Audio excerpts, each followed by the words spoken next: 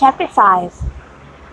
Every object in the next day's journey was new and interesting to Elizabeth, and her spirits were in a state for enjoyment, for she had seen her sister looking so well as to banish all fears for her health, and the prospect of her northern tour was a constant source of delight.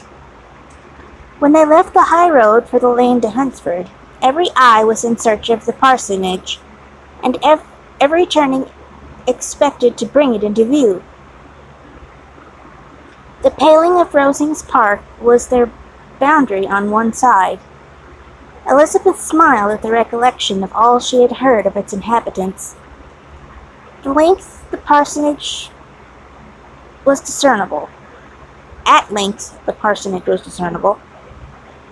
The garden sloping to the road, the house standing in it, the green pales and the laurel hedge, everything declared they were arriving. Mr. Collins and Charlotte appeared at the door, and the carriage stopped at the small gate which led by a short gravel walk to the house, amidst the nods and smiles of the whole party.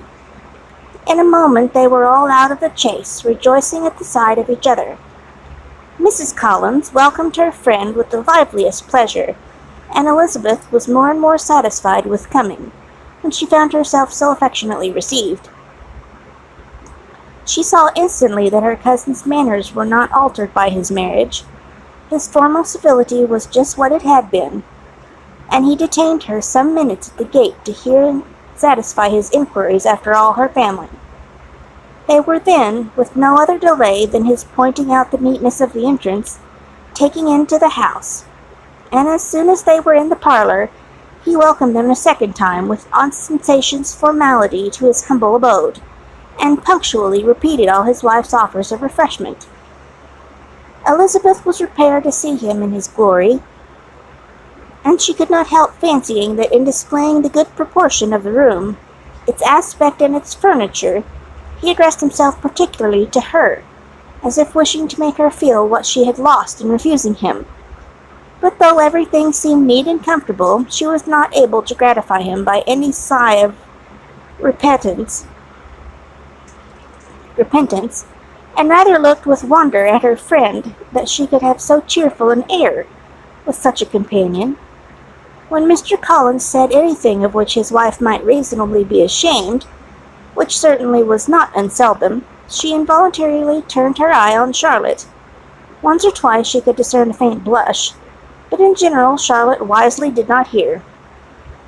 After sitting long enough to admire every article of furniture in the room, from the sideboard to the fender, to give an account of their journey, and of all that had happened in London, Mr. Collins invited them to take a stroll in the garden, which was large and well laid out, and to the cultivation at which he attended himself.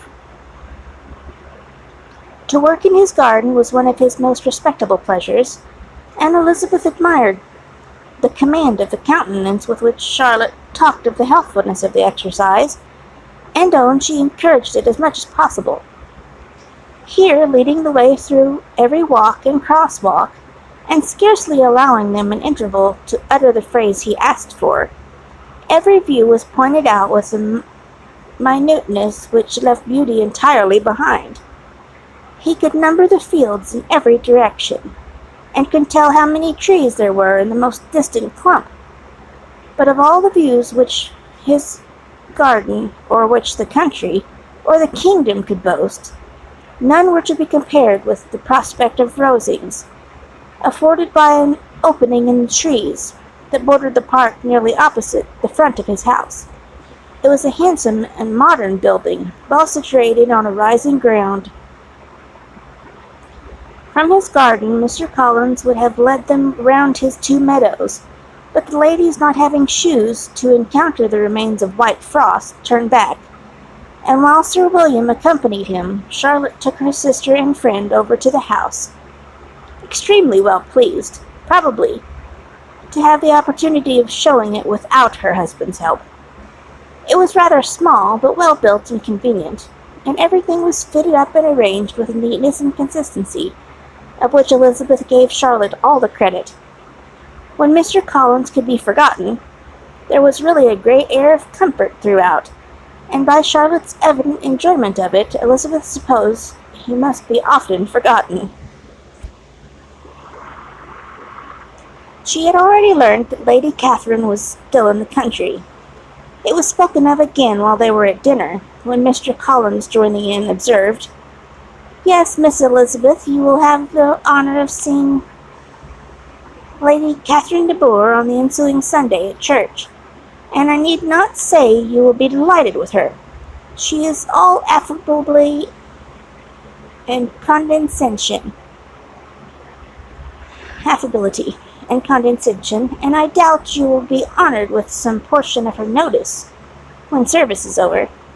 I have scarcely any hesitation in saying that she will include you and my sister Maria in every invitation which she honours us during your stay here. Her behaviour to my dear Charlotte is charming.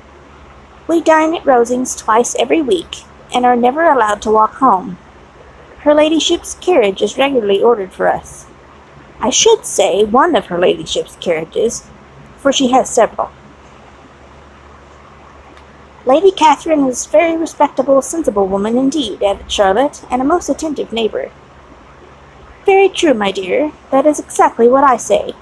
She is the sort of woman who one cannot regard with too much difference." The evening was spent chiefly in talking over Hertfordshire news, and telling again what had been already written, and when it closed, Elizabeth, in the solitude of her chamber, had to meditate upon Charlotte's degree of contentment, to understand her address in guiding, and composure in bearing with her husband, and to acknowledge that it was all done very well. She had also to anticipate how her visit would pass, the quiet tenor of their usual employments, the vexatious interruptions of Mr. Collins, and the gaieties of their intercourse with Rosings. A lively imagination soon settled it all. About the middle of the next day, as she was in her room getting ready for a walk, a sudden noise below seemed to sweep the whole house in confusion. And after listening a moment, she heard somebody running up the stairs in a violent hurry, and calling loudly after her. She opened the door, and met Maria in the landing-place, who, breathing with agitation, cried out, "Oh, my dear Eliza, pray make haste and come into the dining-room, for there is such a sight to be seen. I will not tell you what it is. Make haste and come down this moment." Elizabeth asked questions in vain. Maria would tell her nothing more, and down they ran into the dining-room, which fronted the lane, in quest of this wonder. It was two ladies stopping in a low phaeton at the garden gate. "And is this all?" cried Elizabeth. "I expected at least that the pigs would have got into the garden, and here is nothing but Lady Catherine and her daughter." "Bah, my dear," said Maria, quite shocked at the mistake. "This is not Lady Catherine. The old lady is Mrs. Jenkinson, who lives with them. The other is Miss de Bourgh. Only look at her. She is quite a little creature. Who would have thought she could be so thin and small? She is abominably rude to keep Charlotte out of doors in all this wind. Why does she not come in?" "Oh," Charlotte says, "she hardly ever does. It is the greatest of favours when Miss de Bourgh comes in." "I like her appearance," said Elizabeth, struck with other ideas. "She looks sickly and cross. Yes, she will do for him very well. She will make him a very proper wife."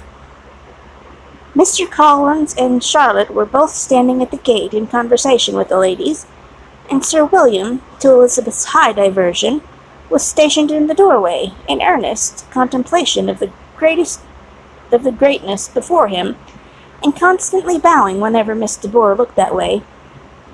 At length there was nothing more to be said. The ladies drove on, and the others returned into the house. Mr. Collins no sooner saw the two girls than he began to congratulate them on their good fortune, which Charlotte explained by letting them know that the whole party was asked to dine at Rosings the next day.